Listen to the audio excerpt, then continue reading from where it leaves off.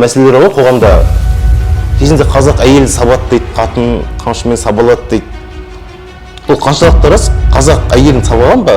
Жаңағы шоққа қарап отырып, соқа А деп атын жаза алмайтын қара қатын айтты. Қара қатын айтты. Дүние демеңіз, дүние қамын жемеңіз, опа бермес дүние бір күн тастап кетесіз деді. Мықты айтқан. Сонда қазақтың оқымаған әйел айтты. Bunu Aristoteles айтқан жоқ, Әл-Фараби айтқан жоқ, Қабдеш ағамыз айтқан жоқ, Зейнолла Қабдолла ағамыз айтқан жоқ, мен айтқан. Соларда ширік деп жатады ғой, дүмше молдалар. Соларды кесірінен біздің көк тәңіріміз әдейі жазылып жатыр деп ойламайсың? Оны біздің санасында дәстүрі жоқ, қойында ақыл қалтасында жаңағы неменесі жоқ, жиғаны жоқ. Сондай адамдар дарақыланып, біз теңбіз деп жаңағы. Кекіліктің құйрығындай, шымшықтың тұмсығындай, қамшының сабындай, қысқа ғана қайран ғұмырда өкінген сәттеріңіз көп болды ма? Өкінген сәттерім бар. Жұмаққа барам деп ойламаймын. Ортасында жүрем дейсіз ғой? Ортасында да жүрмеймін. Бісміллә, рахман-рахым деп айт әуелі. Бұл балам нағыз ғылымның сөзі мәуелі. Жүрегімде зікір салауат, кеудемде жан аманат, басымда тәж дәулет, құлағымда азан қаумет, көзімде нұр Мұхаммед, мұрнымда ырзық жәннат, аузымда кәлем шақадат, қолымда қайыр сақауат. Бісміллә деп айт әуелі. Бойыңда Алла тәбәрәк, мойныңда парыз сүннет, уәжіп мұстахаб, жүзіңде иба әдеп, қалыбыңда иман әдет, иығыңда қос періште ой берекет, беліңде кемер қуат, тізеңде ізет құрмет, рухыңда ақыл парасат, нәпсіңде сабыр қанағат, аяғында жол шариғат, алдыңда ақ құбылаң бір тарихат, діліңде мағрипат, мақсатың дүр хақиқат болмаса, сүрген ғұмырың көрген қызығың далбаса, баталған пірден атамнан қалған сөз еді, үйреніп ал балам, көп жүре қоймасын мен даса. Деп бағдарламамыздың басын бісмілләмен бастау жөн көрдік. Қазақта аталы сөз бар. Бісміллә, бісміллә іс қылма деген. Эфирде Сойқан сұхбат бағдарламасы. Бағдарламаның жүргізушісі мен Бесінбай Жұматұлы. Бүгінгі кезекті қонағымыз этнограф, ғалым, жазушы Болат Бопайұлы. Аға, қош келдіңіз. Қош келдік. Жайгеңіз қалай? Амансыз ба? Жақсы, Құдай деп қайыр дұғаларында аман жүрміз. Денсаулығыңыз қалай, жақсы ма бәрі? Денсаулық жақсы енді. Бір давление бар, одан басқасының бәрі нормальный. Аға, жақын арада сіздің осы Кіріліп кітапханасында Адамзаттың рухы қамшы атты кітабыңыздың тұсаукесері болды. Бәріміз де жүрдік басы қасында. Құтты болсын, оң болсын, бастамаңыз. Шығармашылық табыстар тілейміз. Аға, сол туралы қозғасақ, жалпы қамшы жауһар жәдігер, қамшы киелі деп жатамыз. Қамшы ұлттың сарқыншағы болған киелі заттардың бірі ғой, былайша айтқанда қару жарақтың бір түрі. Осы туралы кеңінен қозғайықшы аға. Не себепті қазақ халқы қамшыны құрметтеген, қамшының қандай киесі бар, қандай салт дәстүр, ырым тиымдары бар? Сол туралы айтып өтсеңіз. Енді қамшы қойсын жерге. Бұл қамшы деген сөздің өзі қайдан шыққан деген әңгімеден басталады. Бұл қам деген сөз бар қазақта. Соған шыны қоссақ, қамшы деген сөз шығады. Қам жейді ғой. Біреудің қамын жеген адамды біреудің қамшысы деп атаған. Біреу қазір көмектеседі. Дүкенші болған бұрын оны қамдаушы деген. Сол сияқты сол жеке өзі мал қайырып жүргенде, жолаушы жүргенде, алысқа сапар шеккенде, құс қулағанда, аң аулағанда, оның қасында жаңағы ат мінгенде қамшысы болу керек. Енді Ботай мәдениетінен ары да сақ қонысында дәуірінен бері қазіргі дейінде ол жер бетінде жылқыны атты бағындырған қазақ халқы деп айтылады. Соның атты бағындыруға осы қамшы ұсталған. Тарихта мынау қамшы адамзат рухы деп үлкен қылып алып отырғанбыз. Әсілі бұны қазақ қамшысы деп те жазуымызға болар еді. Бұл түріктерде де, қырғыздарда да, өзбектерде де, басқа халықтарда да кейін осы қамшы, бейшек, шыбыртқы деген түрлері пайда болды ғой. Бұны бірден мал қайырып жүретін, жай ат мініп жүретін болған жоқ. Бұл қамшының дәрежесі өте үлкен. Мына да қамшыда мынандай нәрсе, міне бүлдіргісі тұр ғой мынау. Міне қолға киіп былай, мынаны бүйтіп киіп ұстау, мынау осының өзі символдық дүниесі, бұл айырылмастықтікі. Мына жеріндегі мына ұстайтын мына жеріміз ол жаңағы мынау тұрақтылықтікі. Мына жеріндегі мына үлкен сабы бұл жаңағы түзу жол дейді. Мынау алақаны жаңағы кеңдіктікі. Мынау өрімі жаңағы бірліктікі дейді. Мына жеріндегі мына шашақ қойып қойғаны бұл жаңағы қуаныштың тойы дейді. Бұның өзі осындай 5 түрлі нәрседен құрамынан тұрады. Сосын кейін мына бүлдіргөде мына шашақтың үшінде дейін бұл 36 храмнан құралады. Сосын кейін осы қамшы дейтін адамзат рухы қамшы деген кітапта оның 72 түрі беріледі. Ал енді қамшы не үшін адамзат рухы деп жаздыңыз деген сұрақты қойып отырсың ғой. Иә. Басқалар да маған сол сұрақты қойып отыр. Мысалы, арғысы тәңірлік ұғымдарда адамзаттың найзағай тәңірдің, Алланың от қамшысы Құдайдың. Енді тәңір дейміз, жаратқан дейміз, Алла дейміз, Құдай дейміз, жаратушы дейміз, ием дейміз, соның бәрі бір жаратушы. Сол көктегі найзағай мен жердегі жаңағы жын-жыбырларды найзағай арқылы жаңағы аластайды дейді. От қамшы арқылы. Ал енді қазақтың қамшысы, жаңа сарала қамшы деген болған, құтырған, жынданған, есінен ауысқан, желіге ауырған адамдарын жаңа сарала қамшымен ұшықтап, қамшымен болмаса жаңағы тигізіп, қамшымен сабап, қамшымен ұшықтап жазылған. Жазылмас аурулар, дәріге, емге, емкөстер жазылмағанда жаңа бұрын қазақтың бақсылары, бәлігерлері, емкөстері болды ғой. Жаңағы сондай дәрежеде істетілген. Сосын кейін енді қамшы, мына қамшы сатысы өте жоғары, хандардың қамшысы, ханзадалардың қамшысы, батырдың қамшысы, ер азаматтардың қамшысы, сосын кейін жай малшының қамшысы, аңшының қамшысы, бәйге қамшы, бала қамшы деген түрлер өте көп бұның. Сосын кейін жаңағы ұстап отырған қамшыға қарап отырып, қолында ұстап отырған қамшыға қарайды да біледі. Байдың қамшысы ма, ханның қамшысы ма. Сосын кейін қыздардың қамшысы, әйелдердің қамшысы болды. Жаңағы соған қарап та жаңағы қыздардың байдың қызы ма, кедейдің қызы ма деген болған. Сосын кейін бұны бұрынғы өздерің сияқты боз жігіттер үйленбеген бұрын ауыл-ауылда ат мініп қамшысы қыдырып жүреді ғой. Содан қызға көз түсіп қалатын болса, апарып жаңағы оң жақ босағаға білдірмей илеп кетеді. Кеткеннен кейін, қамшыны көргеннен кейін қамшыға қарап жаңағы статусын біледі. Мынау жігіт біздің үйдегі қызға көз түскен екен. Соң қыз не бұрын көреді, не әкесі, не шешесі көреді. Бірақ бәрінің ұғымында сол бар. Қызға сөз сап келген екен ғой деп, сол қамшыны ұнатса, қалып қалады. Бұны қамшы қалдыру деп атайды. Қамшы қалдыру деп атайды. Сосын кейін жаңағы қамшыны ұнатпаса, бір ақсарбас малын сойып кәдімгі жол жоралғыменен қайтарып береді. Мақұл болса да, сосын кейін жаңағы жаушы келіп бола түсіп, құдалықтарға қарай жалғастырады. Қамшының атқаратын ролдары өте көп осындай. Аға, осы айтып отқан салт дәстүр ырым тиындардың қазіргі таңда күші бар ма?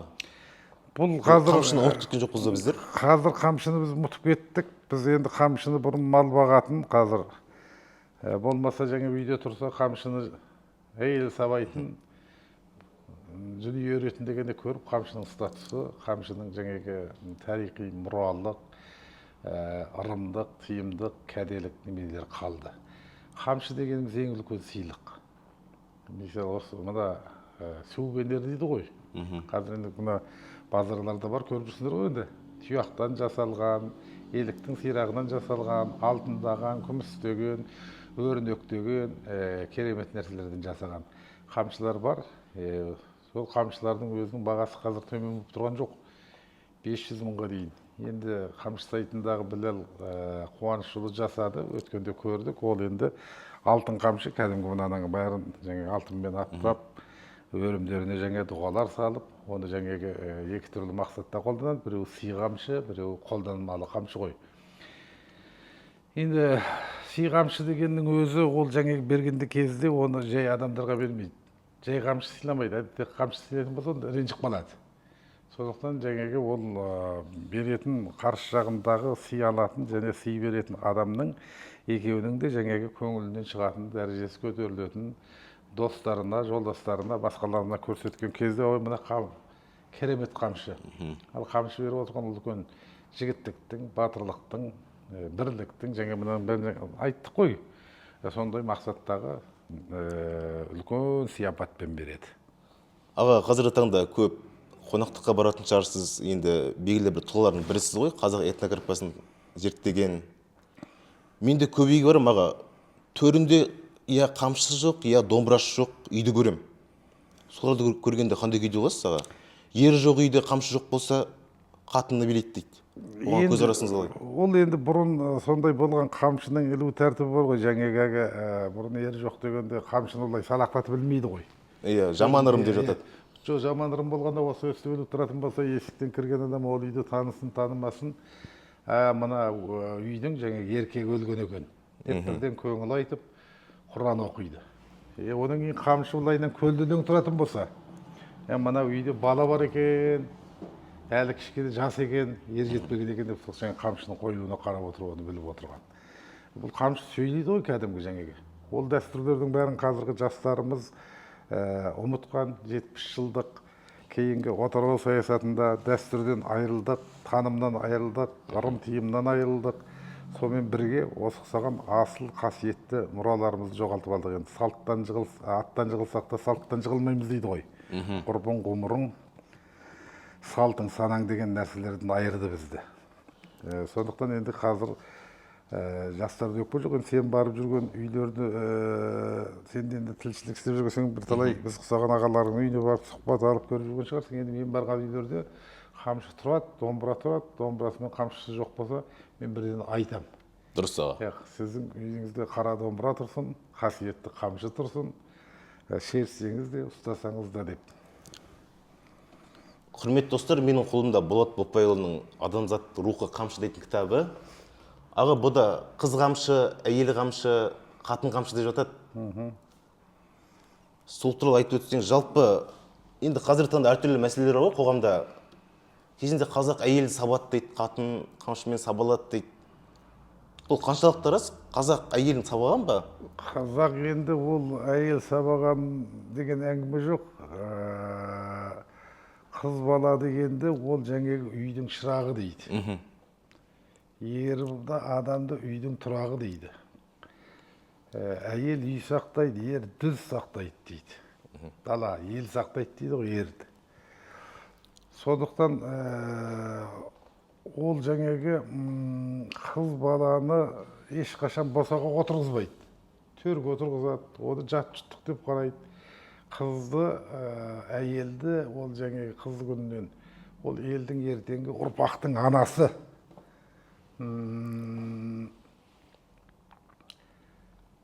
Бұлайша алып айтқанда, анасыз үйде ағайу сөйлет дейді. Құлшықайдың бір өлең шумағында бар. Сонда Антарктикадағы қатты соғыста жасаған, соған үсіп өліп болмаған ағайу әйелсіз үйде үсіп қалады дейді. Ол деген қандай сөз? Ол деген жаңағы әйелдің орны. Әйелсіз үйдің сол Антарктикадан да суық екендігін көрсетіп тұр.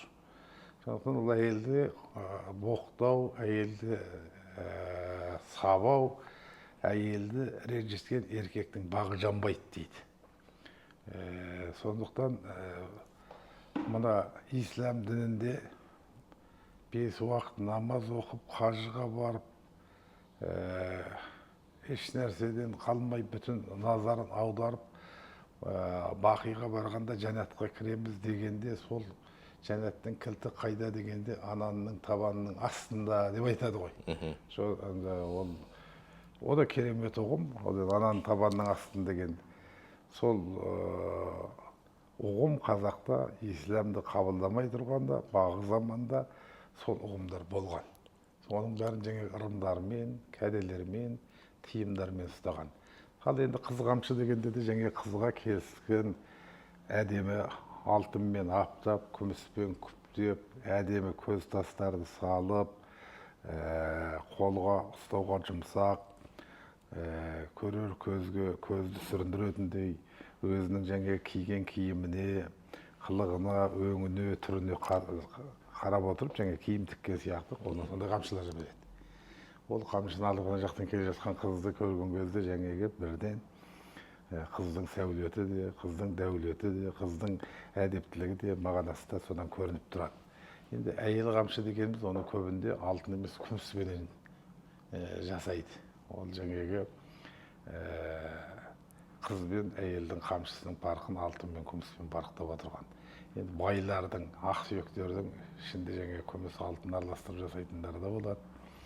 Негізінен сол күміс пен алтынмен парықтаған өрілімінің жуан жіңішкелігі, сабының жуан жіңішкелігі, ұзындық кеңдігі өзінің стандарт жаңағы неменелері бар. Соған қарап отырып жасаған. Оның жаңа көбінде еліктің сирағы, тұяғы, сосын кейін жаңа жұлдыздық тастар деген болады ғой. Сол жұлдыздық тастардан тіл мен көз тимесін, екінші салтанаты мен сәулеті артып жүрсін деген мағынада сондай қамшылар жасаған. Енді қатын қамшы деген ол енді қатын дегенде, әйел дегенде бір сөз. Бірақ енді кейде жаңағы мал бағып жүретін, жылқы бағып жүретін қыздар, әйелдер болды ғой. Ол жаңағы тобылғы сапты, о да жаңағы сондай жай қамшыны қатын қамшы деп атаған. Қазақта қамшы сынса адам өледі, қатын өледі дейтін жаман ырым бар аға. Кезінде әкесі Уәлихан мен баласы Шоқан кезіккенде Уәлихан әкесі айтқан екен: "Шоқан балам, сұлтандыққа сайланасың, ғылым жолын таста" дегенде, Шоқан жоқ тастамаймын, мен ғылым жолын қуам дегенде, сол кезде әкесі қамшыны алып тұрып сындырып Шоқан қатты ренжіген екен. Шоқан содан кейін 6 айдан кейін қайтыс болады аға. Сонымен қатар Қыз жібекте де мынандай оқиға болған. Төлегеннің әкесі Төлегенді шақырып алып: "Сен бауырыңды қара, елін жерін қорғап жүр, ал сен болсаң бір қыздың артынан жүрсің." Сол кезде Төлеген айтқан тыңдамай, "Мен Қыз жібекті сүйем, алам" деп. Сол кезде әкесі де қатты ашуланып қамшысын сындырып Төлегенді қуып жүрген екен. Теріс батасын береді ғой. Сол кезде Төлеген барып Қыз жібекке айтқан екен: "Менің өмірім шектеулі, өзіңе байтап." Содан кейін Төлеген 6 айдан кейін қайтыс болады. Қожа руының кескен терек дейтін қарақшысы. Енді тарихта айтады ғой аға, қазір бұрмаланып кеткен киноларда, шығармаларда Төлеген негізі Бекежан емес, кескен терек өтіп өлтірген екен. Кескен терек Қыз жібекке қатты ғашық болып, ал Бекежан болса елін жерін қорғап жүрген батыр. Батырлар ешқашан арттан оқ атпайды. Бекежан басқа, Зүлфия дейді қызға ғашық болған. Аға, осы енді қамшы деп жатады. Бұл бағзы заманнан бері келе жатқан дәстүр ме, ырым тыйым ба? Бұл енді бағзы заманнан бар нәрсе ғой. Жаңағы қазақта қаралы болған шаңыраққа естірту деген бар. Естірткенде жаңағы қамшының сабын сындырса жаңағы қатын өлді дейді ғой. Соғысаған ол бағзы заманнан бар, ауызбен айтпайды. Жаңағы ана қамшыны тізеге салып сындырғаннан кейін бірден біледі. Енді кейде ауызбен жеткізетін, шешендік сөзбен жеткізетін, кейде жоқтау жырларымен жеткізетін, кейде шешендік сөзбен жеткізетін, кейде осындай жаңағы қамшының қасиетімен жеткізетін, кейде жаңағы күймен жеткізетін. Ақсақұлан білесің, Ақсақұлан жасаған деген. Сондай қазақтағы бар ең қасиетті, ең үлкен дәстүрлер. Мысалы өте үлкен ұлы адамдар болады ғой. Мықты хандар болады, байлар болады, шонжарлар болады.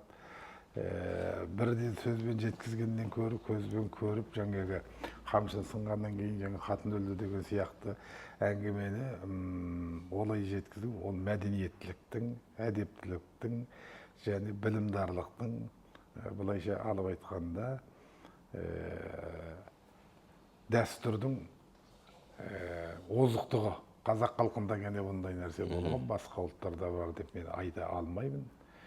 Жоқ деп тағы айта алмаймын. Дегенмен қазақтың бұл дәстүрі ғасырлар бойы бізге жетті. Енді мына бір сөз бар, қазақ ырым етеді, ырымы қырын кетеді деген сөз бар.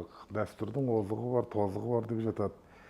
Мен айтар едім, осы эфирде пайдаланып, ол ғасырлар бойы сақталып келген дәстүрлер ешқашан тозығы жоқ. Өйткені ол жаңағы тозықтары болса, жеке адамдарға байланысты болады.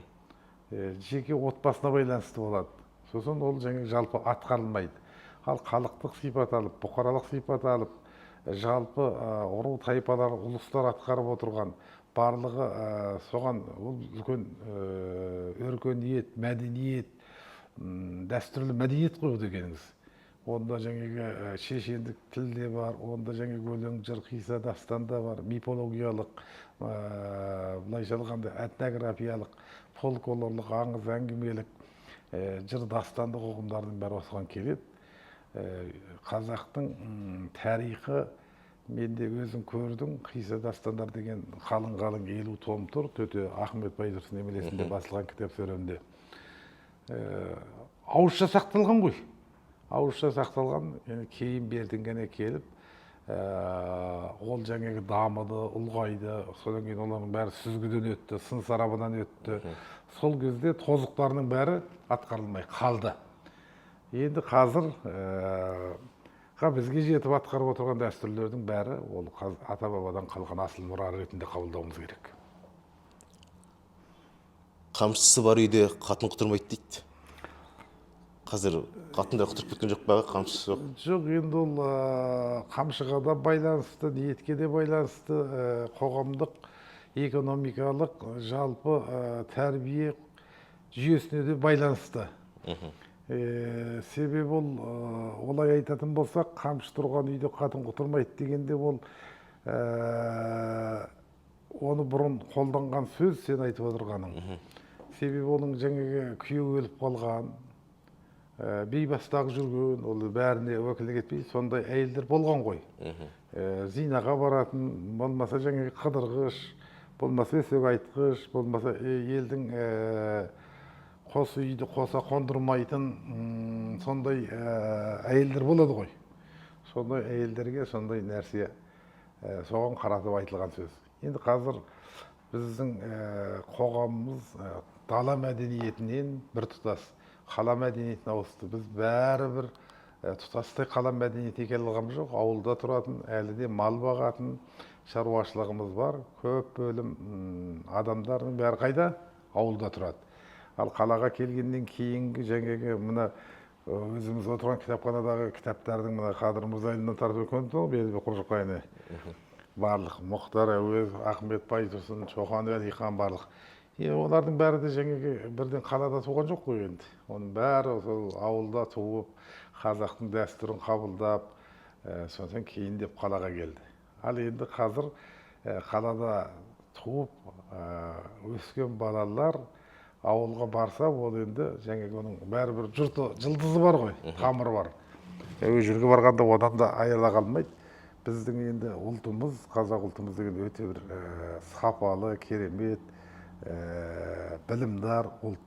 Оның білімі қайдан шығып тұр деген кезде жаңағы біздің әдет ғұрып, салт дәстүріміз. Мен саған осы орайда бір нәрсені айтқым келеді. Қазір енді бір нәрсе бар, бізге енді 70 жылдан кейін, енді дін жоқты мен 70 жылдан кейін қайтадан келді ғой дін. Дін келгеннен кейінгі жерде, жаңағы ахабис, экспрессизм, сепаратизм, ваххабизм, көп измдер болды ғой. Мазғаптар көп, 72 мазғап. Біз енді Әбу Ханифа мазғабында исламдық сенімді ұстанатын мемлекеттің, біз енді діни мемлекет емес, зайырлы мемлекет болғаннан кейін заңға бағынамыз ғой. Бұл жерде мен айтып кетейін деп отырған, бұл ұлтты сақтайтын не? Біз жаңа қамшыдан бастап айтып отырмыз. Ұлтты сақтайтын нәрсе салт пен дәстүр, әдет пен ғұрып, наным мен сенім, ырым мен тыйым, жалпы қазақтың салт дәстүрлері бір. Екіншісі тіл, үшіншісі діл, дін емес. Діл деген идеология, ұлттық идеологияның бұрын діл деген. Сосын кейін мынау өзбек те, қырғыз да, татар да, және Құран кәрім түскен Мұхаммед пайғамбар дүниеге келген Арабиядағы жалпы мұсылмандар, олар да және мұсылман. Дін мен ұлт болмайды. Оны ашық айтуымыз керек, және білуіміз керек. Ана жақтан бір айыр қалпақ киіп, бір белгі келе жатса, кім дейміз? Қырғызды көреміз, е? Ала шапанмен келе жатса, өзбекті көреміз. Сөйлеспей-ақ, алыстан. Кестелі шапан тақиясымен келе жатса, қазақты көреміз. Көрдіңіз бе? Сондықтан жаңа киім-кешекке, қамшысына, жалпы өзінің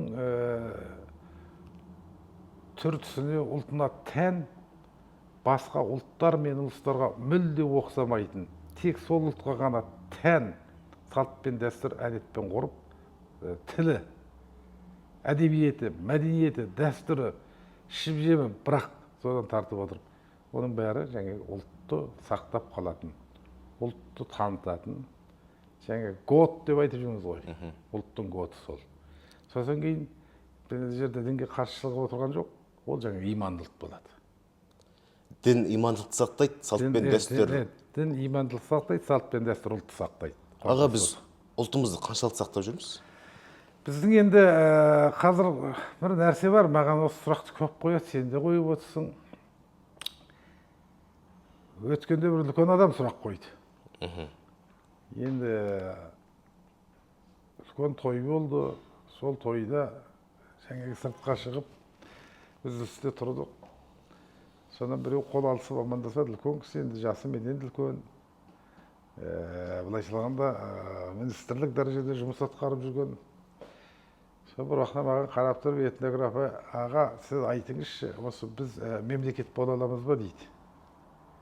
Мен бетіне қарап тұрып айттым, бір 10 шақты адам тұрмыз. Енді әңгіме болсын деп айтып жатырмын ғой, ертең жұртқа керек болатын. Баяғыда бір апамыз қара сиырын сауып отырып, шықпағанда айтты дейді, бетің айтайын, қара сиыр сүтің жоқ екен деп. Біз енді бұдан да жаман күнде тойға барғанмын депті. 300 ғасырлық құлдықтан 70 жылдық боданнан қалып, ел болып, мемлекет болып, көк туымызды көтеріп, шекарамызды шегендеп, гербімізді жетілген жеті елдің белгісі бар. Былайша айтқанда үлкен ядролық қаруы бар. 20 миллион халқы бар. 190 қанша мемлекетпен дипломатиялық қарым-қатынасы бар. Ғылым техникасы бар, өнері бар, мәдениеті бар. Мемлекетке айландық деуге болады. 30 жылда не болса да айту керек. Табыстар бар, жоқ емес. Ал енді не өзіңе сенбесең, не қатыныңа сенбесең, не қызыңа сенбесең, не болашағыңа сенбесең, не адамға сенбесең, не Аллаға сенбесең, не мемлекетке, не президентке, не жастарға сенбесең,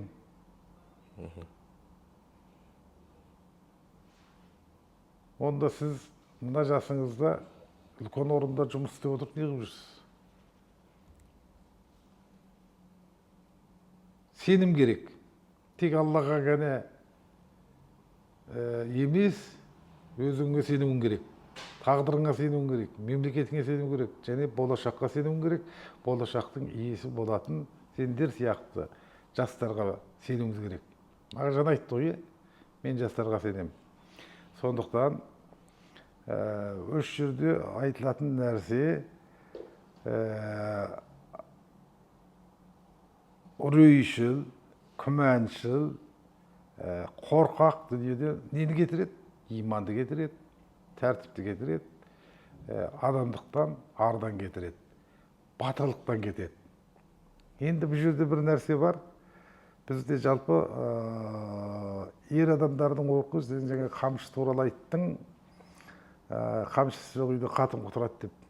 Енді мен ойлаймын, әңгіме бұл жерде детсадтан, бастауыштан, колледждан, университеттен тартып оқып жатқан балалар көбінде енді әйелдердің бағана айттық қой жоғары екендігін.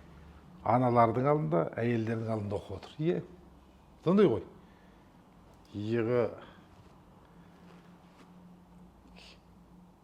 кездей үлкен бір ер, көзінен от шығып тұрған ерлердің бәрі қазір ол жерде сабақ беріп жүрген жоқ. Ол жаңағы неге кетті? Базарға кетті, саудаға кетті, тағы бірдеңеге кетті, дүние қуып кетті. Сонымен енді аналар мұғалім болып жүр. Сол жерде оқыған балалардың көбінде жаңағы төбелесетін ерлік рухтың аздығы, жасықтық, қорғаншақтық, өсекшілдік, осындай нәрселердің салдарынан жаңағы кейінгі ұлдар мен қыздарды парықтау, киінісінен де, жүрісінен де, сөйлесінен де, мінезінен де көрінбейді. Бұл жерде мінез екі түрлі. Бірі тума мінез, екінші жұқпа мінез. Тума мінез дегеніміз қанды, генді, текті, қуған, жеті атадан жалғасқан, батырлық, көсемдік, шешендік, дарқандық, жомарттық, бұлайша алып айтқанда жойқын күштілік, сестіліктің бәрі сол жаңағы қанмен, генмен, тектен келген тума мінез. Жеті атадан қалыптасқан сүйектік мінез, сүтпен бітіп сүйекке сіңген. Тума мінез дегеніміз жаңағы оқыған кітаптан, көрген кинодан, мінген көліктен, киген киімнен, ішкен астан, тағы басқа жақтардан, ұлттан, ұлыстан, көрші қолаңнан еліктеп жұқтырып алған коронавирус сияқты, грипп, тұмау сияқты мінез. Қазіргі адамдар 95% сондай мінезде өмір сүріп жатыр. Жұқпа мінезді екіге бөлуге болады.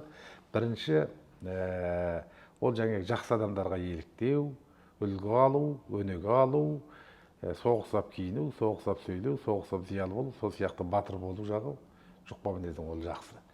Бірақ бұл жерде бір нәрсе бар, үйретін сөз дауға жарамайды, сүйреп салған тазы түлкі алмайды. Қазақтың осы философиясын ойлашы. Не?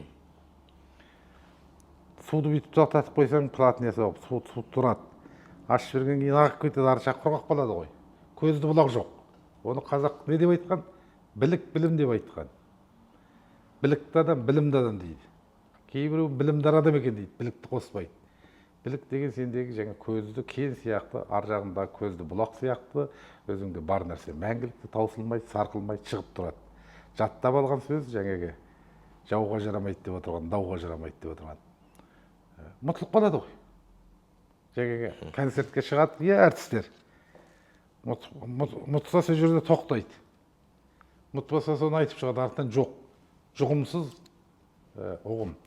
Сондықтан біз жастарды, оқушыларды, ұлдарды, қыздарды білікпен, білімге тәрбиелеуіміз керек. Өте-мөте білікті болу керек. Жаңағы оқыған дейді, тоқыған. Баяғыда анау неменеде Алмарасанына шақырады. Зейнолла Қабылов ағамыз бар. Үлкен философтар бар, сол жерде бәріміз отырып. Маған айтады, біз бағанадан үлкен Еуропаға барып келдік, Аль-Фарабиден тартып, Аристотельден тартып, Платоннан тартып, Гегельден тартып, философтарменен тақырып дүние. Дүние. Өмір дейді. Осы туралы қазақ не дейді? Сен қазақтың этнографиясын зерттеушісің ғой дейді. Қара тауда қара қатын отыр. Қара қатын жай отырған жоқ, қара сиырды сауып отыр. Қара шелекке. Шелек толды, қара қатын қара шелекті алып, жолдан қара шөмшекті теріп алды десем, шөмшек деген не дейді? Шөмшек деген отын ғой деп Қабдеш Жұмаділ ағамыз айтып жатыр ғой. Қара қазанға сүтті құйып, қара көсеуді алып, отты шұқып, қара шымшуырменен шөмшектерді реттеп отқа салып отыр. Сонан жаңағы шоққа қарап отырып, А деп атын жазылмайтын қара қатын айтты. Қара қатын айтты. Дүние, дүние демеңіз, дүние қамын жемеңіз, опа бермес дүние, бір күн тастап кетесіз деді. Мықты айтқан.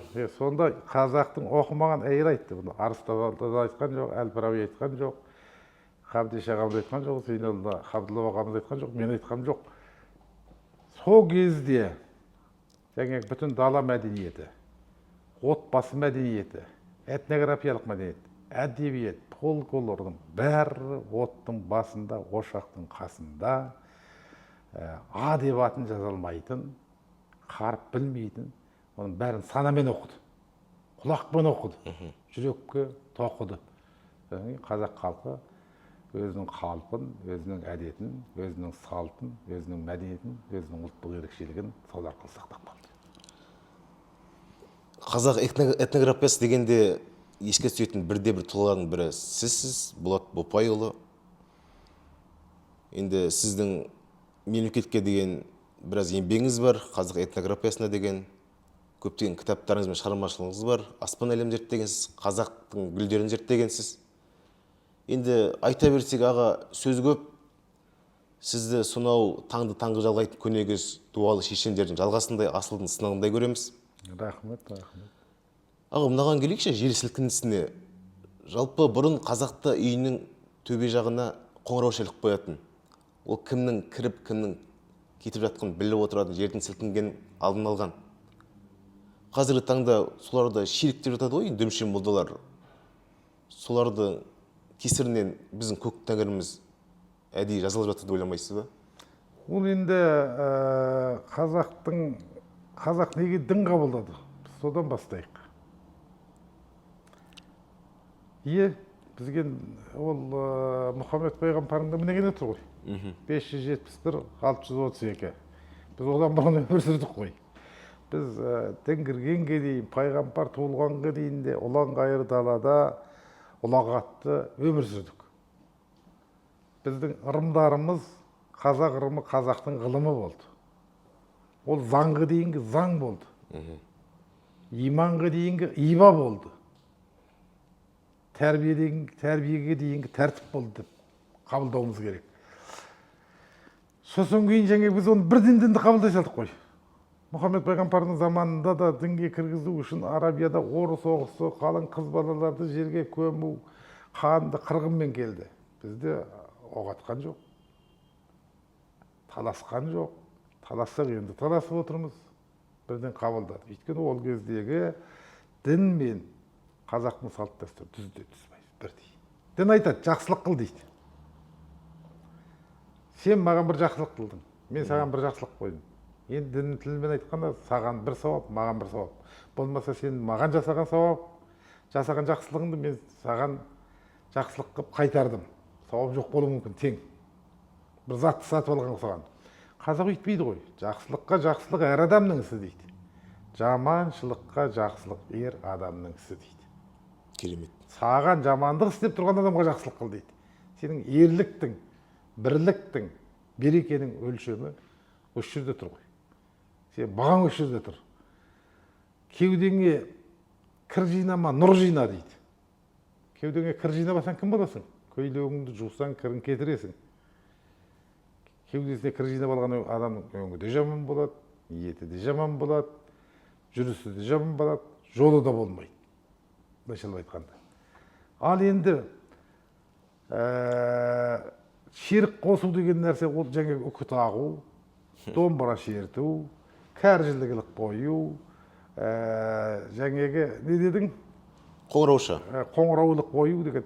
Енді бұрын қоңыраулық қояды. Бірі жаңа жер сілкінісі, екінші түнде ол қазақтың есі көзі табиғи ілінбейді ғой. Қазақ даласында не болды? Қазақ даласында жақсылықтың бәрі болды. Жамандық болған жоқ. Мысалы, қазақ даласында абақты болған жоқ. Түрме болған жоқ. Ұлы далада. Сол кезде жаңа кіріп шығып жүретін үлкен адам бар, кіші адам бар. Жаңа маңдай тигеннен кейін сылдырлайды. Ол жер сілкінісі емес, үйге кіру, шыққан адамдарды біліп отыру. Және жер тербеліп кетсе, боран соғып кетсе, қатты жаңбыр жауып кетсе, сақтық үшін қоңырауды қолданды. Ол қоңырауды бесіктің басына да тағып қойды. Ол қоңырауды жаңағы төл боталардың төліне көз тимеу үшін де тағып қойды. Бір жағы әдемілік, екінші сәнділік, үшіншісі мәдениет, төртіншісі дәстүр. Оның бәрі жаңағы ешқашан бидағаттыққа жатпайтын қазақтың дәстүрлі мәдениетінің алтын жауһарлары деп айтуға болады. Ақыр заман боларда Құранды теріс тәпсірлейтін тобырың болады дейді. Қазіргі таңда біздің дүмші мұндалар теріс тәпсірлеп жатыр деп ойламайсыз ба? Алдында бір жерден көріп қалдым, маған айтады, қадір түнінде біздер Қыдыр атаны күтеміз дейміз де, ол жоқ дейді, мүлде жоқ дейді. Біздер бала кезімізден сізде Қыдыр атаны күтіп, таңғы мезгілде тілек тілеп, солай өстік қой, былайша айтқанда. Неге олар жоққа шығарады деймін де қазақтың қисса дастандарын? Енді мына жерде мен бір нәрсе айтайын, қазақтың қисса дастандарын жоққа шығарғанда жоққа шығарған емес. Қазақтың ұлы философияларын, қазақтың мәйекті мақал мәтелдерін, қазақтың керемет салт дәстүрлерін, қазақтың құдіретті сөз өнерін, тіл өнерін бәрін жаңағы айландырып алып кеп, дінге байлап, немен етіп отыр. Мысалы, сен қойдың етін жемейтін болсаң, ет жемейтін болсаң, саған шешең қайтеді? Ол етті жәншіп, мәнті жасап береді, түшпара жасап береді, сен жеп аласың. Жаңағы бүтін қазақтың анау арғы бармасақ та 7-8 ғасырдағы күлтеген тұниқоқ жыраулар тасқа түскен дағдастандар дейді. 15-18 ғасырдағы 3 ғасыр бойындағы сыпыра жыраудан мына Махамбетке дейінгі 3 ғасырлық жыраулық афористік бүтін керемет ұлы даланы көркіретіп тұрған қасиетті өлең жырлар. Апторлы тағы жыраулық поэзия. Абайдан басталып Мұқағали Мақатаевқа дейінгі поэзия, жаңа өзіңізде отырған Исраил Сапарбаевқа дейінгі, Маралтайға дейінгі деген сияқты үлкен өлең жырлардың ішіндегі ең құнды сөздердің бәрін жаңағы мәнті түйге сияқты, неме түйге сияқты, оны бәленбай Сақабаның сөзін апарып қосып, күшейтіп, сәндерге беріп отыр. Бұл болмайтын нәрсе. Мысалы, қазақта бір сөз бар. Күліп жүр.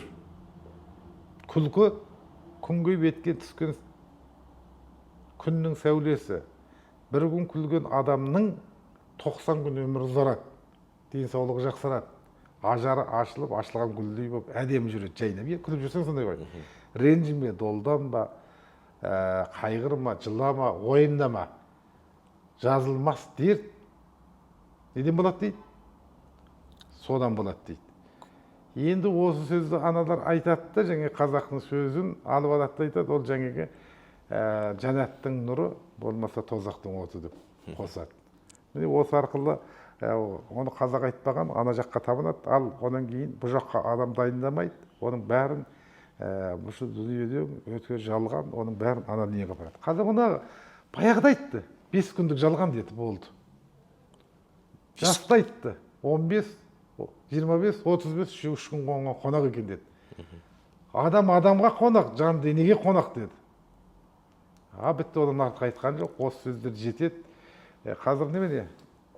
Анауың бидағат, мынауың кінә, о жерде үлкен дәу айдағар бар, о жерде жаңа қабыр қысады, о жерде нәңкір келеді, о жерде жаңа сұрақ жауап болады деп үрейлендіреді. Құран кәрім 6666 аят, 30 пара Құран, 114 сүре. 6666 аятта не айтылады, білесің бе сен? Не деп айтылады? Әңгіме, оның 1000 аят әйелдер туралы баянат. 1000 аят ерлер туралы хикаят. 1000 аят 18 000 ғаламның баяны. 1000 аят пайғамбарлар туралы қисса. 1000 аят жаңағы заң закон. 1000 аят Алланың жаңағы хокімдері. 200 аят бақилық аят, өлген жеткендерге оқиды. 200 аят сиқырлы аят, 200 аят ем аят. Алып салысы әліп, ләм, мим, зәлик, әл китабу дейді. Ол оның кілті. Аллахтан басқа ешкім білмейді дейді ғой. Сондықтан бұл жерде оның бәрі жаңағы тірілерге арналған. Сен жоғары шықсаң да, төмен түссең де, немеден сақтансаң да, ауырсаң да, бәрінен қорғанып жүретін, жүрегіңді иманмен жарқыратып ұстап жүретін, былайша алып айтқанда, алдыңа түнде кетіп жатқан машинаның алдында шам жарық жоқ болса қайтесің? Ұрыласың ғой бір жүріп. Сол сияқты сенің кеудеңдегі имани нұр деген сөз. Оның бәрі жаңағы сен бір қозының мойнына қоңырау тағып қойып, үйдің маңдайшасына бір қоңырау тағып қойып, ойбай мына бидағат. Ондай әңгіме жоқ. Кесіп айтуға болады. Керемет аға. Аға, алдыңғы жолы жер сілкінді ғой, сол кезде жер сілкінген ол табиғи апат па әлде саяси сатира ма, сіздің ойыңызша? Енді бұл жер сілкінісі туралы мен оның маманы емеспін. Бұл жер сілкіну бүгін ғана болып отырған жоқ. Бағы заманнан бері қарай келе жатқан нәрсе. Бірақ жер сілкінуде екі нәрсе бар. Біреуі мен бұрынғы сұхбаттарымда да айтқам, тағы да қайталап айтам. Өйткені жастардың, халықтың, елдің құлағында жүргені жақсы ғой, сақтық үшін. Бұл жер сілкінісі екі түрлі нәрседен пайда болады деп білген қазақ. Аталарымыз бағды. Сосын кейін жаңағы жер сілкінерден бұрын, бұл енді астроном қалдық қой біз енді, ұлы далаларды, асқар тауларды тұрақ, дол өзендерді суат, үлкен кең жазиралы, шұрайлы, жайылымды, өрісті, шүйгінді, жайлауларды, жазықтарды, адырларды түгел мекен еттік қой ұлы даланың. Апайтөс далаларды. Сол кезде жаңағы жер сілкінерден бұрын аңдар кетіп қалады екен. Жарты жыл, бір жыл бұрын. Бөкендер, қарақұйрықтар, тіпті көкбөрілерге дейін жаңағы ауып кетеді. Сосын кейін жыландар көшіп кетеді екен. Жыландар. Жылан екі түрлі жолмен көшеді екен. Ордалы жылан және жай жылан деп. Ордалы жыландар жаңағы бірінің құйрығын бірі жұтып жаңағы пойыз сияқты кетеді екен. Патшасы болады ғой, патшалық құрады. Екінші жалпы жылан жаңағы малдар сияқты өріп кетеді. Оны мен бертінде де көрдім. Мәшінемен Құлжа деген жерде қалың машиналар екен. Сонда біздің астымызда жаңағы су құсап жыландар өтіп жатқан осында. 50 жасымда көрдім мен сол жыландардың көшкен. 15 жылдың алдында. Содан кейін осындай ауа райлар өзгереді екен. Содан бастап үйлерді, жаңағы енді ол кездегі үйлерінде киіз үйде көшіп қонып жүргеннен кейін жақсы дөңдерге тігу, сел келіп қалуы мүмкін, неме етіп қалуы мүмкін дайындықтарды көрді. Сосын иттер ұлиды, құстар жаңағы айланып саңғырықтас тастайды. Сосын кейін жаңағы жер астындағы тышқандар бәрі жер бетіне шығып алады. 4 түлік мал жаңағы қораға жатпай, қамаса сыртқа қашады деген сияқты көп белгілер болды. Енді бұл жерде мен бір нәрсені кесіп айтуым керек. Бұл айуанаттардың төлдері іште жетіліп туады да. Жаңа барлық информацияны сол енесінің құрсағында жатыр. Адам туғаннан кейін барып жетіледі. Аналар жаңағы жетіліп болғаннан, олар тек физиологиясынан сүйегі өседі, еті өседі, денесі биіктейді, семіреді. Ол қалған нәрсесінің бәрі одан ары қарай олар дамымайды. Сол ананың ішіндегі өзінің іністен киттік табиғаттың берген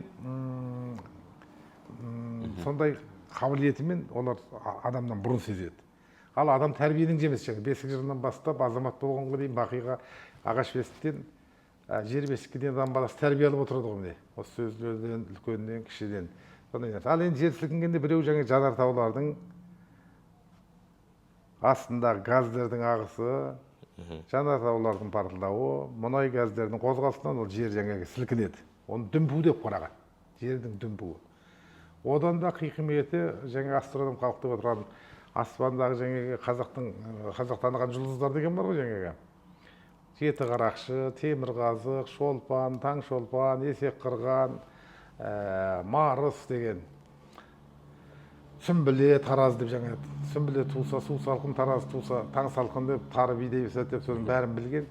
сол кезде жаңағы аспандағы жұлдыздар бүйтіп айланып жүрген кезде соның бір жұлдыз шертеді екен. Сол кезде тартылыс күштен сондай жерге келіп жер сілкінеді дейді. Ол көктен келеді, тәңірден келеді, алладан болады дейтін сөз содан қалған ғой. Жаңағы аспанда бір жұлдыз бар, кері айланар, ол жұлдыз кері айланса жер шары шыр айланар, жер шары шыр айланса кеудеңе келіп шеріп айланар деген. Сондықтан бұл аспанды білмей, жерді білмейді. Енді ол жаңағы біреулер айтып жатыр, мына жақта жердің астында ядролар жарып жатыр, мына жақта суды жарып жіберіп, тасқын жіберіп жатыр деп. Енді оның бәріне көз жетпеген нәрсеге сөз жетпейді, бірақ көз жетпеген жерге сөз жетеді, артық айтуға келмейді. Оны тексермеген адамның тексермей сөйлеу құқығы жоқ қой. Дегенмен де қалай болса да, ол жаңағы табиғи апат болатын болса, табиғи апаттардың қазақтың білетін білімдерін айтып отырмын ғой алдында да. Сол ауа райында күн қатты ысып кетуі мүмкін, суып кетуі мүмкін, жаңағы жыландар көшіп кетуі мүмкін. Өткенде өзің мысалы бір тілші маған айтады, біздің зоопаркте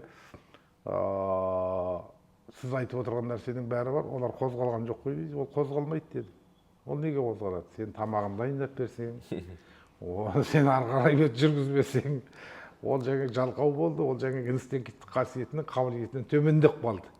Ол табиғи далада жүру керек. Онда қайда барып тексереміз? Дала кең, үлкен ана Сарыарқаның төсіне бар, мына Көкшетауға бар, мына неменеге бар. Сол жерлерде жүрген неменені көр. Ең кемінде жаңа күннің жауатыны, боранның соғатыны, жаңағы 24 амал, 7 белгі, 13-9, соның бәріне қарап отырып, қазақ жердің сілкінетін және ауа райын өте жақсы білген ғой.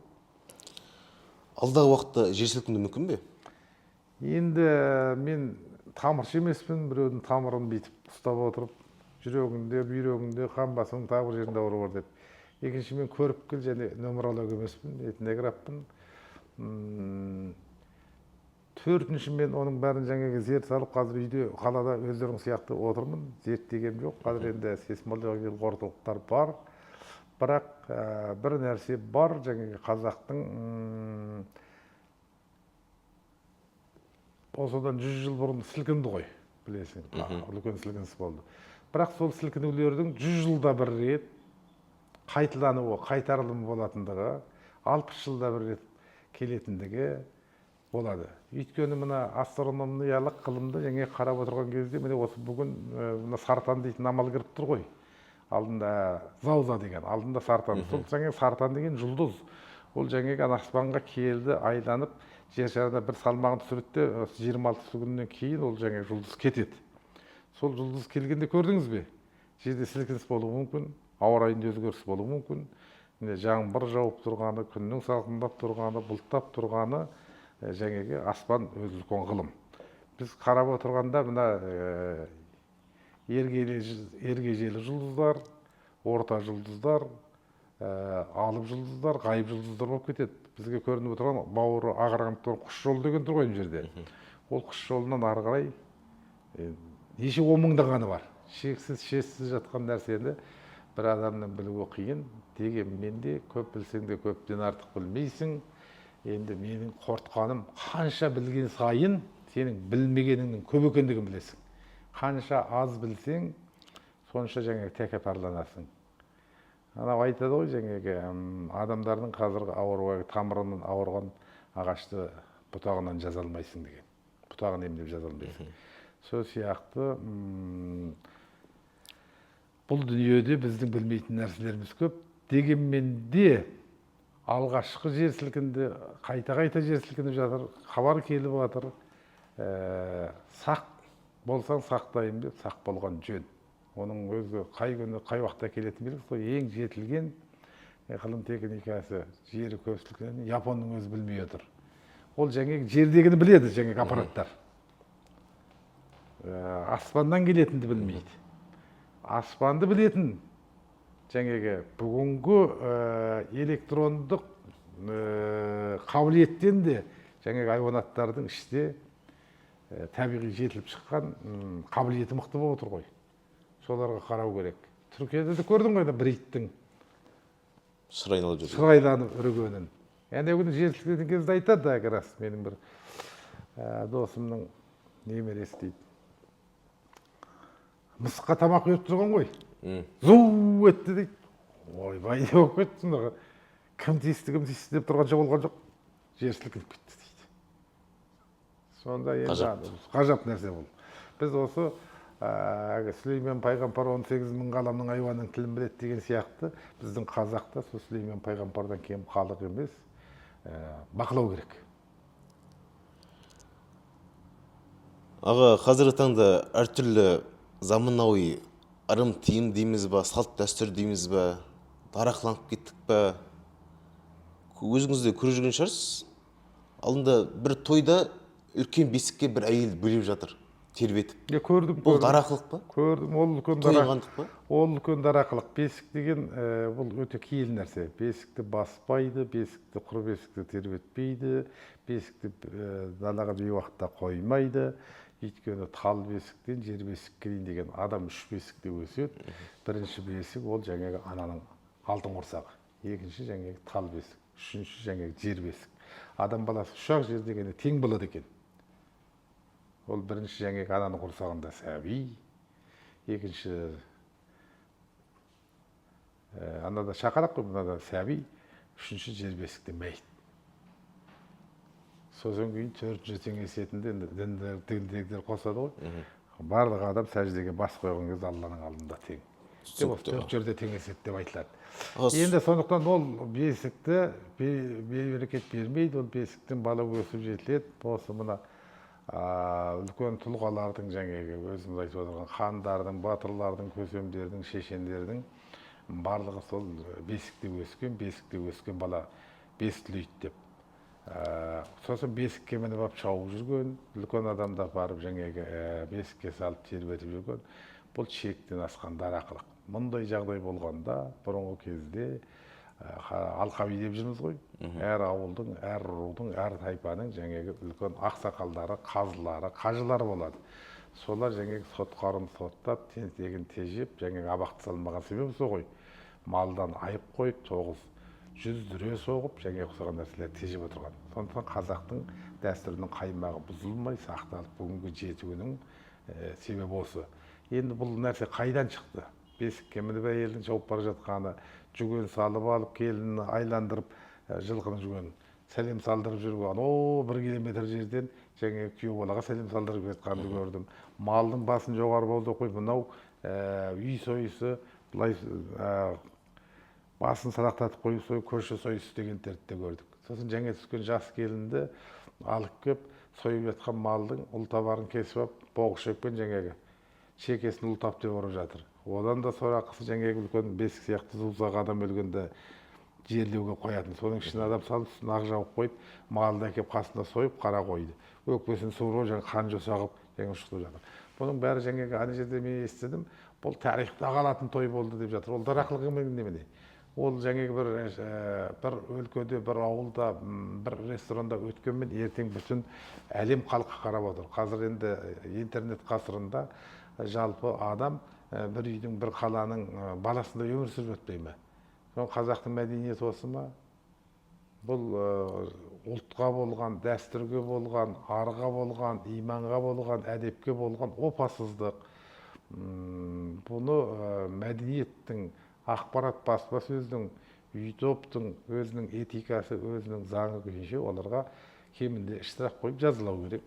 Ол қайдан шығып жатыр? Ана жерде бір бай айтады екен, сен тамадасың ғой, ананы көріп келдің ғой, керемет болды, енді сен бір ой тап дейді екен.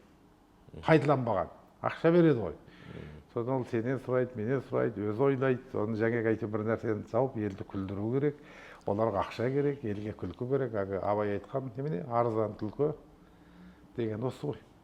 Түсінікті аға. Бұл өте дұрыс нәрсе емес, үлкен дарақылық деп бағалаймын. Аға, негізі бізде 1 сағатқа жоспарлап едік. Сұрақтар қойға қысқа нұсқа жауап берсең. Примерно қысқа да. Аға, сонымен қатар қазіргі таңда гендер парти дейтін бар жастардың арасында. Батыстан келген бір, қалай айтсақ па, тренд дейміз ба? Я ұл, я қыз екен жынысын анықтайтын бір шарды ішесақ қойып қой. Атап өтетін бірдеңе әйтеуір. Көп қарай бермеймін, көп шығады маған. сол көзқарасыңыз қалай? Ол дарақылықтың дарақылығы сияқты бұл кезінде қазақта. Ол былай ғой, біреудің қаңсығы біреуге таңсық деген сияқты. Ол қазақта бұрын ауыр аяқ болғанда келіннен 3 айға дейін айтпайды, жасын ұстайды. Бала 3 айда бойға бітіп орнығады ғой. Сосын кейін оның жаңағы мына қарнына жіңішке көксізік түседі ауыр аяқ болғанда. Мына ұл бала екенде жалпақтау түссе, жаңағы қыз бала екенде жоғарырақ бітсе, мынау қыз екенде төменірек бітсе, ол екен деген сияқты өзінің белгісімен анықтайды. Шашуын шашып, қашан бір 9 ай 9 күн толғанға дейін оны ұстап отырады. Біздің өзімізде бар нәрсе, оны бұрынғы тәжірибелі аналар, енелері жақсы білген. Соған жаңа ақсарбас мал шалып, бір шәугім құрсақ шашу шайын беретін дәстүр бар. Түсінікті аға. Кезінде келін ауыр аяқ болған кезде төркініне айтпайды екен. Сол кезде, яғни мынандай оқиға болған кезінде аға, алыс жерге қызын ұзатады, 1 жылға бойы төркініне бармайды, содан хат жазады ғой әке-шешесіне. Сол кезде барлығы жақсы, жағдайым жақсы, керемет деп, ең соңғы жағында анасы хатты оқып жатқан кезде құлағыңызға сыбырлайын деген екен. Содан түсініпті шешесі, менің қызымның аяғы ауыр екенін солай жеткізген екен кезінде. Ал қазір Инстаграм, ТикТокқа саламыз, аяғым ауыр, ойбай қызды болып жатырмын, ұлды болып жатырмын деп. Қазақта көз ақысы деген болған. Бұның бәрін қалай қолға аламыз аға? Шарасы бар ма? Енді қазір ғылым техникалық мәдениет, ана тасқын емес енді, батысқа келіп жатқан тасқын енді таспен қоршап, көпір салып, болмаса суын бұрып, қалпына келтіріп жатырмыз ғой. Қазір ғылым техникалық тасқын, электрондық тасқын адамдардың санасын бірақ жаңағы басып қалды ғой. Рия деп қояды, мақтаншақтық, дарақылық, ияуыздық, жаңағы не бір сорақылықтың бәрі жаңағы мінезді айттым ғой жаңағы. Біріне бірі еліктеп, лайық жинау, ол сенің жақсы нәрсең. Екеуміздің сұхбатымызды бір 1000 адам көрсе, 500 адам көрсе, көрер, сен енді ыржиып бір жалаңаш сөзге түссе, бүтін дүние көреді. Соның жаңағы тикток арқылы ақша табу, абырой жинау, танымал болу дейтін нәрселердің осы дарақылықтың бәрі туып тұр. Енді бұрын ол ұрпақ дегеннің маңызы өте зор, сондықтан төркінін айтпайтын, өзің айтып отырғаның дұрыс. Енді ақ білектің үші, ақ найзаның үшімен, ақыл парасаттың қуатымен, төртінші құдалықтың салтымен осылан қайырдалады. Сақтаған. Батыста қызды шығысқа, шығыста қызды батысқа ұзату арқылы берекеме сақтаған. Содан кейін келін ауыр аяқ болғанып, босанбай төркініне қайтпайтын болған. Сол кезде жаңағы балдай батып, судай сіңіп, аман есен құрсақтағы баланы сол жерге босансын деген әңгіме бұрын. Қазіргі заманда ол дәстүрлердің бірі атқарылып жүрген жоқ. Бүгін түскен келін түнде қонады, таңертең шай сөйлейден барып ішеді ғой төркінінен. Төркіндеу деген үлкен салт қой. Соны жаңа қыз келе жатқанда есік болсаға сықырлайды деп, қыз келе жатқанда ақсар басын алып, жарын айтып, бір жылдан кейін жаңа немереске жиеніне әкеле жатыр ғой. Қызды қырық серкешін дайындап, дәстүрменен сондай болады. Оның бәрі жоқ қазір. Енді оны білмегендіктен істеп жатыр. Оны жаңағы сендер сияқты журналистер жеткізу керек, көптеп айту керек, кітап шығарып жатырмыз, сол кітаптарды оқу керек. Кітап оқу дегеннің ең үлкен орны детсад, ең үлкен орны бастауыш мектеп, университет. Сол жерлерде оқу керек, кітапхана, міне кітапханада отырмыз. Сол оқымай, көзі ашылмай, көз ашыққа қымбат, маржан көз ашыққа маржан, көз жұмыққа не дейді, арзан дейді ғой. Сол сияқты көзін ашу керек, көкірегін ояту керек. Түсінікті аға. Қазіргі таңда отбасылық жағдай, ажырасу көп қой, былайша айтқанда. Бұрын қазақта ажырасу болмаған, күйеуі қайтса інісіне әмеңгерлікке берген. Енді қазіргі таңда былайша айтқанда шектен тыс шығып кетті.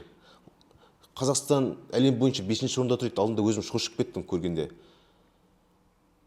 жалпы ажырасудың себептері не деп ойлайсыз? Кезінде мысалға күйеуінен рұқсат сұрайтын болған әйел күйеуінің рұқсатынсыз ешқай шықпайтын болған.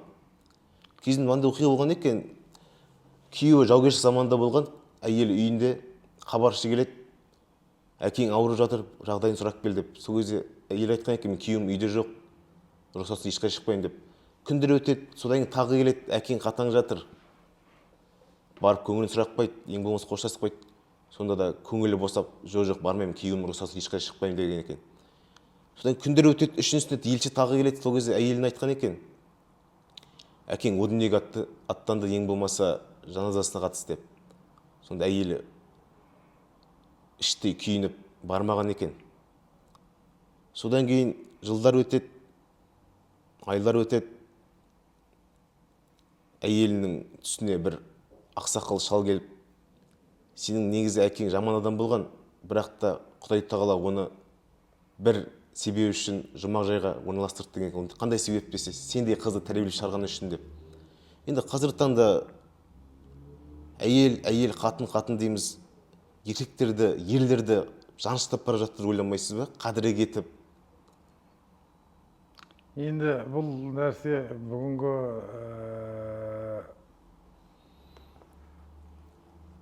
оның беріп отырған жемісі ғой. Бұл осыдан 70 жыл бұрын басталған ер әйел тең деген. Қазақта қыздың жолы жіңішке, қызға 40 үйден тыйым, керек болса ұлға 30 үйден тыйым деп жаңеге отбасында, ошақ қасында болашақ ананы ұрпақ, ана жақсы болмай, ұрпақ жақсы болмайды. Әке өнегелі болмай, ол үйден ұлағатты ұл өспейді деп, ұл мен қыздың тәрбиесін, отбасы тәрбиесінен бастап керемет ұстаған. Содан кейін әйел өзінің нәзік жанды екендігін жаңа да айттым ғой, қыз үй сақтайды, ол дүз сақтайды деп, сырттың жұмысын, елдің қорғанысын, елдің амандығын жаңағы елім деген ер болмаса неменен Елім дейтін ер қайдан болсын. Қайдан болсын деп, соның бәрі жаңағы үлкен тәрбиеді ғой. Бұл жерде ер әйел тең дегеннен кейін оны біздің санасында дәстүрі жоқ, қойында ақыл қалтасында жаңағы немесі жоқ, жиғаны жоқ. Сондай адамдар дарақыланып, біз теңбіз деп жаңағы. Онан кейін мына сырттан кірген ықпал, бізде жұқпалау да жоқ, бізде жаман мінез де жоқ, бізде көп дүние жоқ еді ғой. Табиғатымызда, ішіп жеміміз де, киіміміз де, салтымыз да, дәстүріміз де, наркомандық та жоқ еді, басқа нәрседе де жоқ еді, өте бейбіт еді, ұры да жоқ еді. Ұры жоқ деп айтуға болады, онда сонда бір барымталар болады ғой енді, сонымен шешіп отыратын. Сондай далаға, сондай саясат кірді. Ендігі қазіргі сол көп ажырасудың бәрі сол кездегі күтілген нәрсенің бұл жемісі. Жемісін беріп отыр деп қарасам. Ал енді осы жемісті, шіріген жемісті сорттау, тазарту барлығымыздың ер азаматтардың, мемлекеттік тәрбие жүйесінің, ақпарат баспасөздердің, мәдениет университеттердің, жалпы мемлекеттік ұрпақ тәрбиелеу, оқу, оқыту, азаматтар мен азаматшаларды өсіру. Сосын кейін мына жалпы өзіміздің қаймағы бұзылмаған салт дәстүрмен ұстау, және бұны құтқара алады. Енді бағанада айттым, тамырынан ауырған ағашты бұтағынан емдеп жаза алмайсың, оның тамырынан емдеу керек. Дұрыс аға. Аға, енді біздер бағдарламамыздың қорытынды бөліміне келіп қалдық. Азғантай сұрақтарым бар, соған байланысты қысқа нұсқа жауап берсеңіз. Қоғамдағы әділетсіздікті көргенде қандай күйде боласыз? Қоғамдағы әділетсіздік дүниені көргенде күйінесің, ішің ашиды, ыза боласың, және айтасың. Кекіліктің құйрығындай, шымшықтың тұмсығындай, қамшының сабындай қысқа ғана қайран ғұмырда өкінген сәттеріңіз көп болды ма? Өкінген сәттерім бар. Оны мойындайсыз ба? Мойындаймын. Өмірде неден қорқасыз? Өмірде көп деген жоспарларым бар. Жаңа өкініштің ішінде қалып отырған атқаратын жұмысым ұшан теңіз. соларды атқара алмай қалам ба деп қорқамын. Нені кешірмейсіз? Опасыздықты кешірмеймін. Өмірді жаңадан бастауға мүмкіндік берсе, қандай қателіктер жасамайтын едіңіз? Онда менің өзімнің бойымдағы жалқаулықты, бос кетірген уақыттарымды, жаза алмай қалған, істей алмай қалған, халқым үшін атқаратын жұмыстарымның Жақындарыңыз бәрін істеуге дайындалар едім. Жақындарыңыз үшін өзіңізді құрбан қылуға дайынсыз ба? Мен жақындарым ғана үшін емес, әділет жолында, мемлекеттің жолында құрбандыққа дайынмын. О дүниені қалай елестетесіз? Ол дүниені қазір мен айтпаймын, барғанда көреміз, Малтауды Малтау барысында деген. Өзіңізді жұмақ жайға лайықтымын деп ойлайсыз ба? Мен енді күн көзінде дақ бар дейді. Кінәсіз, кінәрасыз пенде болмайды. Мен өзімді жұмаққа барам деп ойламаймын. Ортасында жүрем дейсіз ғой? Ортасында да жүрмеймін. Ал соңғы сұрағым, адам үшін мәнді, мағыналы, сауапты маман иесі кім сіз үшін? Қазақ оны бүйтіп айтқан: мың күнгі қараңғылықтан бір күнгі жарық артық, жаманның мың күнінен жақсының бір күн артық деген. Білімдар, ғұлама мың кітаптан таба алмаған, мың жерден оқи алмаған ең ұлағатты адамдармен әңгімелесіп отыру, солардан білім алу. Бүгінгі сойқан сұхбат ұнады ма? Бүгінгі сұхбат ұнады дегенмен де айта бергім бар. Дұрыс аға. Аға, бағдарламаның цитатысы бар. Дүниеде мың түрлі адам бар, мың түрлі адам, мың түрлі пікірде. Ал мың түрлі адам бір пікірде болатын болса, дүниеде катастрофа болып кетеді деп ұлы Қытай ойшылы Конфуций айтқан. Бағдарламаның талабы бойынша сізден бір цитата. Өмірлік қағидаңыз болсын. Бір дәйек сөз айтып жіберсеңіз. Енді былай ғой. Менің өзі таңдап алған көзқарасымнан, жүрген жолымнан, жазған шығармамнан, үйленген махаббатымнан, тәрбиелеп жатқан баламнан, отанымнан, халқымнан айырылмай өмір сүру, оған адал қызмет ету менің ең ұлы мұратым. Жақсы аға, рахмет. 100 алмады екенсіз. Жақсы.